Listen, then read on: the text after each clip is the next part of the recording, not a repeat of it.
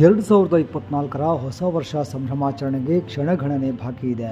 ನೂತನ ವರ್ಷವನ್ನು ಬರಮಾಡಿಕೊಳ್ಳುವುದಕ್ಕೆ ಜನರು ಕಾತುರದಿಂದ ಕಾಯ್ತಿದ್ದಾರೆ. ಅದೇ ರೀತಿ ಯಾವುದೇ ಅನಾಹುತ ಆಗದಂತೆ ಎಚ್ಚರಿಕೆ ವಹಿಸಲು ಪೊಲೀಸರು ಕೂಡ ಸಕಲ ಸಿದ್ಧತೆ ಮಾಡಿಕೊಂಡಿದ್ದಾರೆ. ಹೊಸ ವರ್ಷದ ಖುಷಿಯಲ್ಲಿ ಯಾವುದೇ ಅನಾಹುತ ಆಗದಂತೆ ನೋಡಿಕೊಳ್ಳಲು ಪೊಲೀಸ್ ಇಲಾಖೆ ಮುನ್ನೆಚ್ಚರಿಕೆ ಕ್ರಮ ಕೈಗೊಂಡಿದ್ದಾರೆ.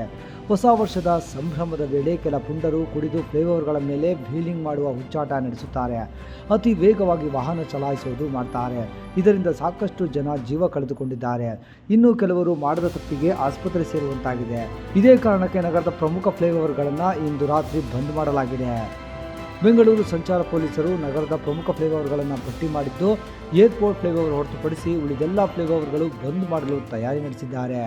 ಇಂದು ರಾತ್ರಿ 11 ಗಂಟೆಯಿಂದ ನಾಳೆ 6 ಗಂಟೆಯ ತನಕ ಬ್ಯಾರಿಕೇಡ್ಗಳನ್ನು ಹಾಕಿ ಯಾವುದೇ ವಾಹನ ಓಡಾಡದಂತೆ ನಿರ್ಬಂಧ ಮಾಡೋಕೆ ಸಿದ್ಧತೆ ನಡೆಸಿದ್ದಾರೆ.